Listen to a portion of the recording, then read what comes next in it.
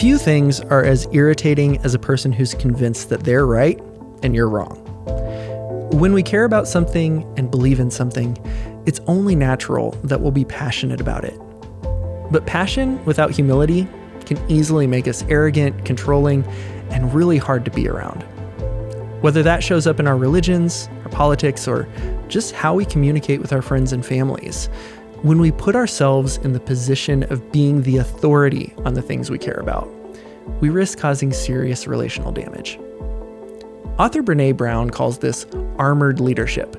It's that place that we find ourselves in when we want to defend our ideas and beliefs so badly that we'll say or do just about anything to feel like we're still in control. It's not wrong to want to share the things we're passionate about with other people. But what we do with those feelings and beliefs is critical if we want to have healthy and positive relationships with other people. There are two ways to teach people things and share your values. The first is the way we might naturally think about. We tell people what we think, we back up what we're saying with compelling evidence, and we just kind of hope that people think we're right about it. But that's not the only way to share those things. In fact, it might not even be the most effective way. Humans don't just learn from each other based on what we talk about and what we say. We learn about each other passively too. We watch the people around us and subconsciously create a catalog of their behaviors, so we know how we want to interact with them. That's how we know to steer clear of people that make us feel unsafe. And it's why, when we need comfort, certain people come to mind first. It's not just about what a person says. It's what they're like. It's how that person makes you feel when you interact with them. This is where we run into one of the biggest walls in Christianity. How do people feel around us? What role have we played in their lives? And are we people our neighbors can turn to when they need us, or are we the ones that they don't want to be around? Our guest today is Bryan. He's the Senior Vice President and Chief Mission Officer at Adventist Health, a faith-based healthcare system of over 400 medical care facilities across the West Coast and Hawaii. Today's episode begins with a simple question. If we want to be the kind of people that are safe and healthy and connected in our communities, where do we start?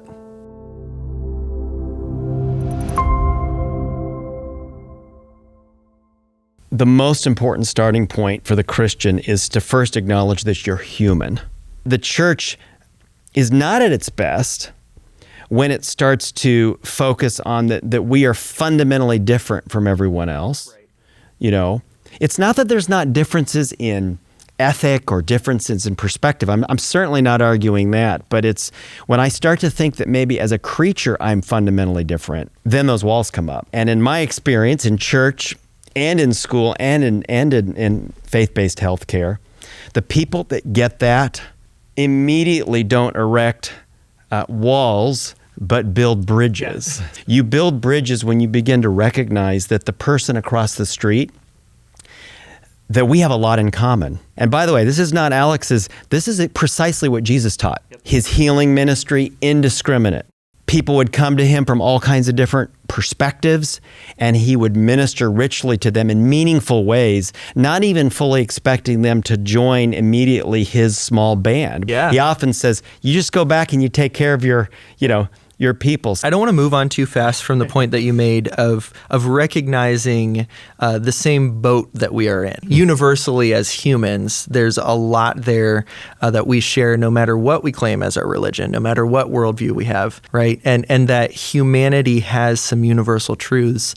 When you share a story of anybody of any religion and how they struggled with grief, you don't have to share their religion to identify with what they're saying, right? If you share their story of, the birth of their first child and just the awe-inspiring experience of witnessing new life, that is a universal kind of understanding of something that somebody's going through. When we're in our local churches, it's so tempting for us to start thinking, how do we make more of us? How do we get people thinking like us? How do we do conversion and all of this? But within the healthcare system, there's some immediate, not just physical needs, but emotional needs that you need to meet as Christians. What does that look like maybe even comparing the two. Yeah. So let me do a little linguistic game here. So Sure. there's teachers that teach subjects. They have subject matter expertise. And then there's teachers, the professors that teach students. They know people. Yeah. Okay. There are pastors that know a lot about sin. And then there's pastors I found that know a lot about sinners. The first group knows a lot about, the right and wrong, the focus. And the second group knows how people are hurting. In healthcare, there are physicians that treat diseases, and there's physicians that treat patients. In other words, there's physicians who are good scientists, but they aren't particularly great healers. In each of these arenas, church, school, healthcare, the shift from what do I know about the subject matter of this religion, to what do I actually know about how to connect with people is a profound one. Yeah. And you think about the power of listening in all of this. So where do I see, healthcare providers really shine? It's the ones that listen really, really well to people who are hurting. Yeah. Because in that act of listening, even in this conversation we're having, the capacity to sit down and to hear what somebody else has to say, it opens up a world of possibility that yakking away doesn't even begin to touch. This is where I think the church has struggled because we're pretty expert at talking. We have something to say, and it's not that we shouldn't have something to say. In seminary, I never had a course on how to listen. In ministry, I never hear sermons about how we're just going to focus how we're going to hear people. Because somehow we think that, man, if I'm just listening to people, I'm somehow giving up my values or my purpose. But I think we all know that it's the folks that listen to us that create hospitable spaces. In the end, that's what really produces human change. Let me give you an example. From my own, I'm a parent of 2 children. A few years ago, I really wanted to maximize the power of the dinner table. Okay. Sure. So I said to my wife, I'm gonna ask my daughter, my son, I'm gonna start asking these kids questions because I want to get them talking. Complete flop. And I'm like, I can't get them to say anything. And then I was like, wait a minute, I'm asking them questions about things that I'm interested in. Right. So the next night at supper, I'm like, as painful as this is, I'm going to ask them, and I, what I consider to be these trivial things they're interested. I just started asking about the things that I knew they were interested in. They couldn't stop talking. My son, who was probably 6 years old at the time, end of the supper, said, "Will, it's time to go get your bath." He said, "Daddy, I will, as long as you'll come with me and keep asking me questions." Oh, man. I wonder what if the church started to be a convener? And to create hospitable spaces where there can be real dialogue and interaction, real questions, real exploration, beginning on the turf, beginning, in the areas of real interest. Not my interest, but the interest of the other. There's magic in that.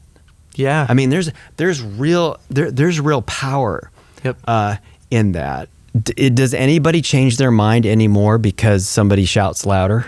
No, of course not. Politically, philosophically, theologically. I mean, nobody's changing their mind. In fact, it's just hardening the heart. It's just... So one, just as a matter of practically, how do you want to, change a life or a perspective?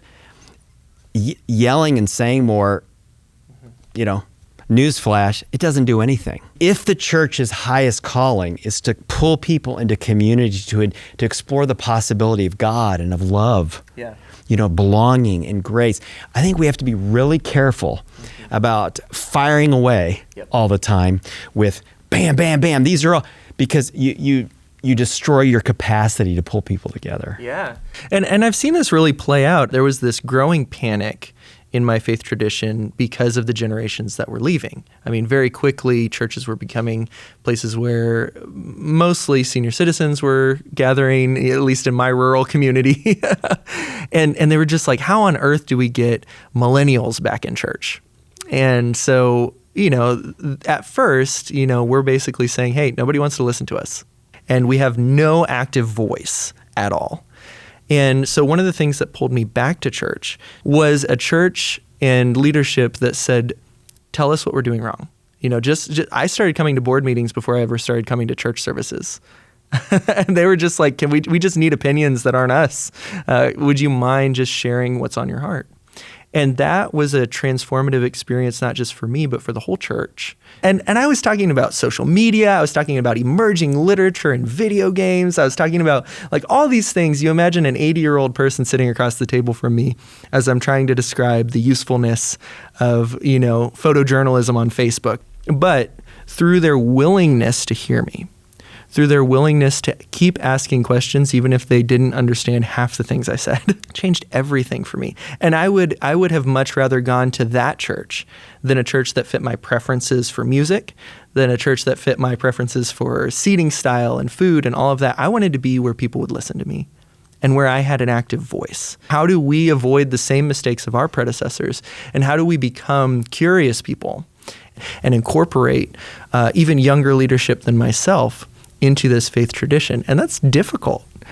I think you're right. We don't have enough classes on this stuff. We don't have enough leaders talking about how to just be good conversationalists, even good listeners. But in the places that I've seen people learn this skill, it's wildly different, the perception of Christian groups who do listen to their community and those who seek out not just how do we think of ourselves, but how do you think of us?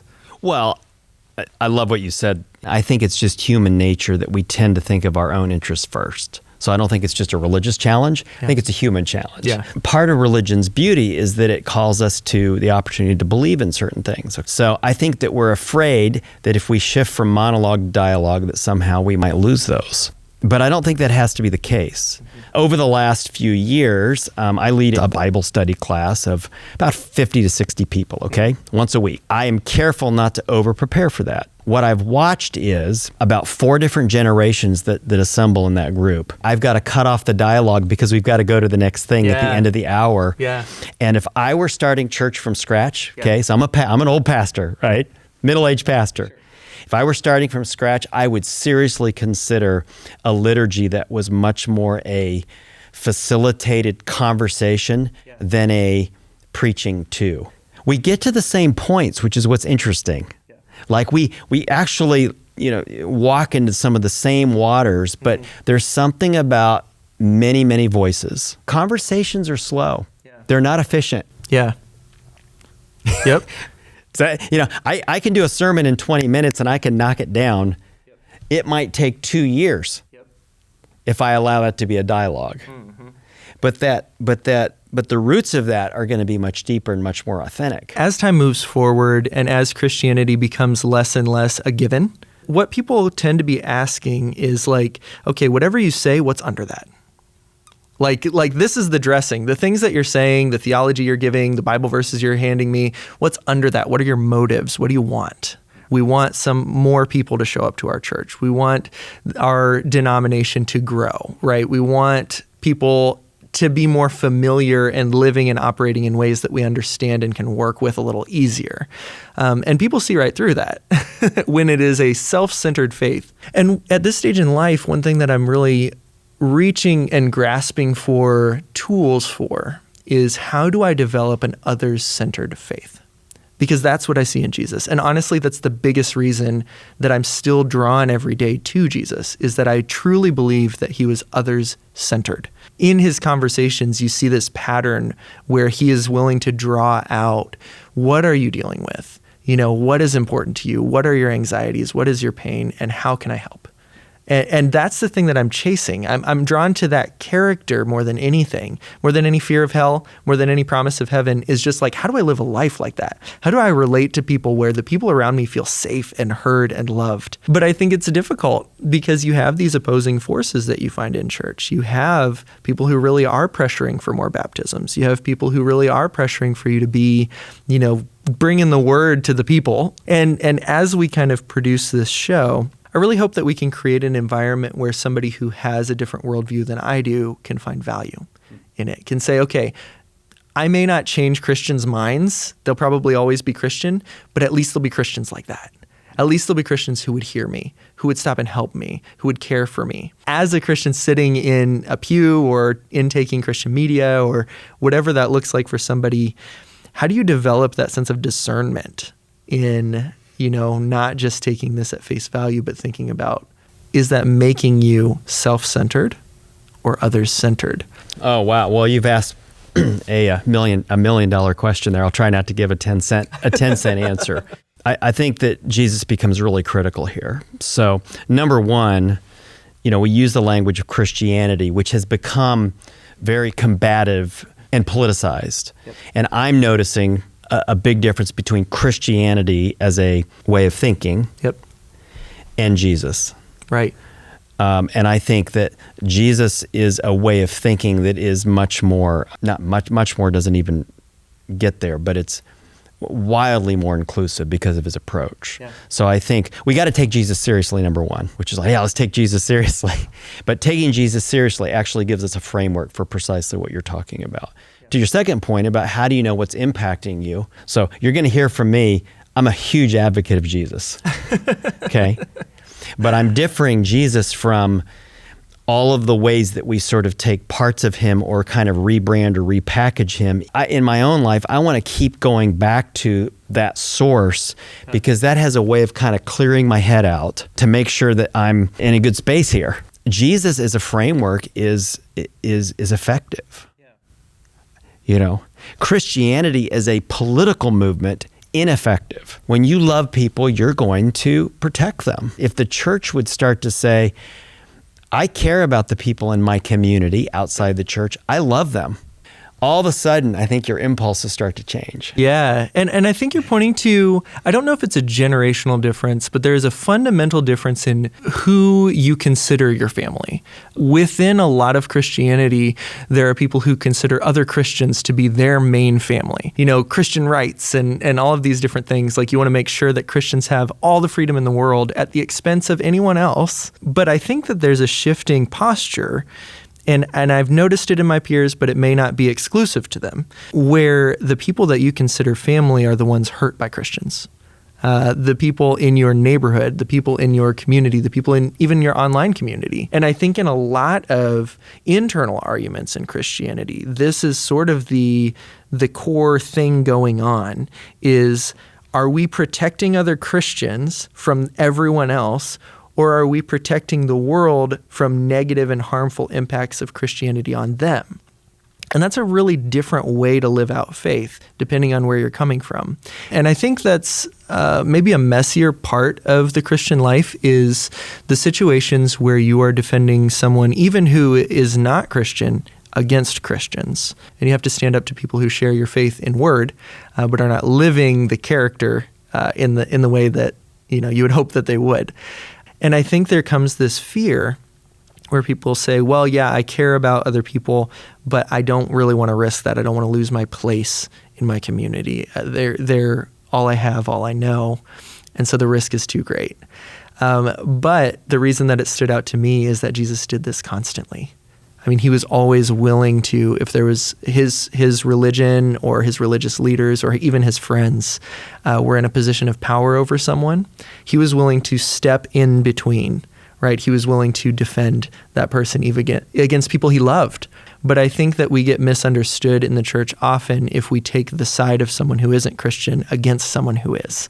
And I think if we understood that a little more, we'd have a lot more productive conversations in the church. And I love what you're saying. And I do think redefinition of family is, you're absolutely put your finger on a real shift. Is I think that those who find themselves on the progressive end of things need to really figure out, how do you love people that aren't? Yeah. Now that's a hard word for today. And those that are on the right wing of things need to really figure out how to love people that aren't there. Yeah. Paul was one of the early apostles of the church and wrote books in the Bible. And there's one book he wrote called 1 Corinthians chapter 9. And he says that he has become under the law to those who are under the law, and he's become not under the law to those who don't live like they're under the law. Okay, that's a lot of jargon. Yeah. Basically what he's saying in there is he's become incredibly flexible with both the right wing and the left wing. That he's going to love both the right and the left. everybody is going to be thought of in terms of belonging and in love. And in the current polarization, both in church and politics and everything, that's a crazy word that Alex is saying. You really want me to really seek to understand and to love that other group of people. Yeah. And that's precisely what Paul is after. Jesus says, love your enemies, right? Mm-hmm. You have to have a deep personal care for people that you find harmful. I think there's a temptation to say, well, let's be in the middle of whatever two extreme groups. Let's be, neutral. Let's be in the middle.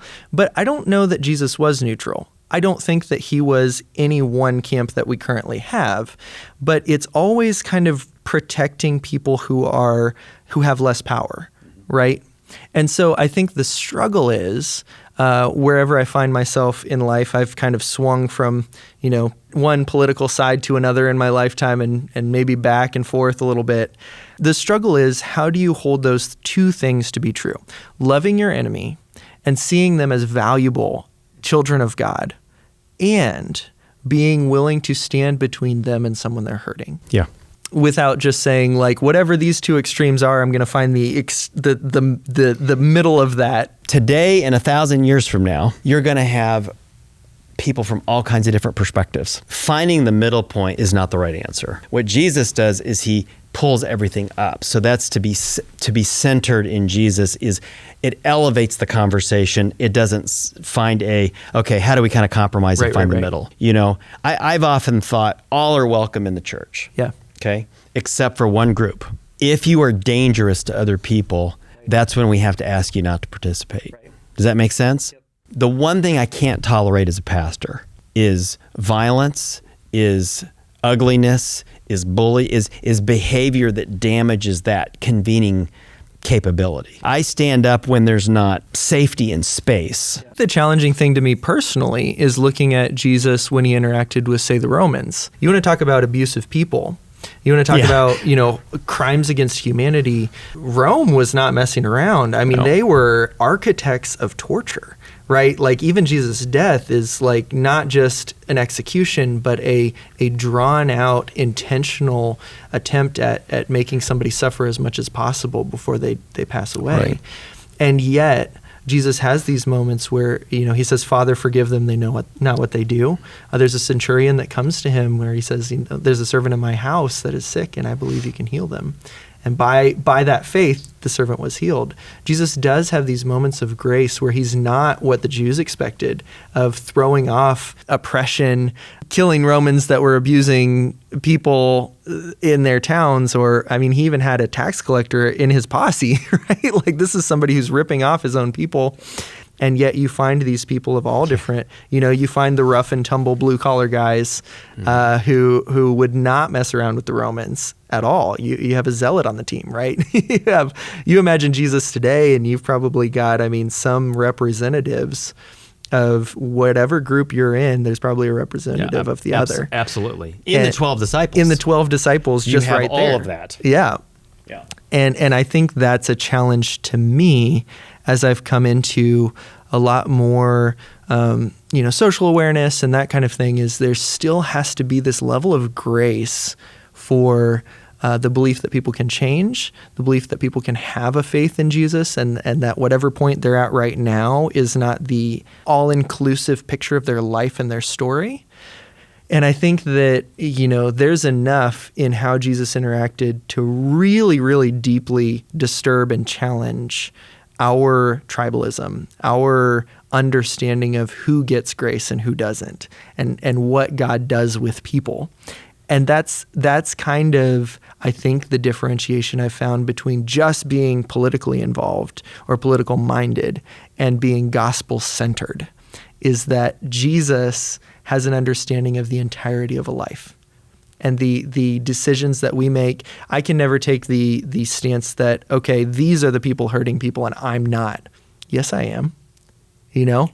I need that humility to understand that there are things I don't understand about myself, and that how I interact with the world is just as worthy of punishment and death as anybody else. But I think that it's harder to recognize that in yourself and to really take that graceful yet protective character that we see in Jesus. It's the work of a lifetime, really. Yeah.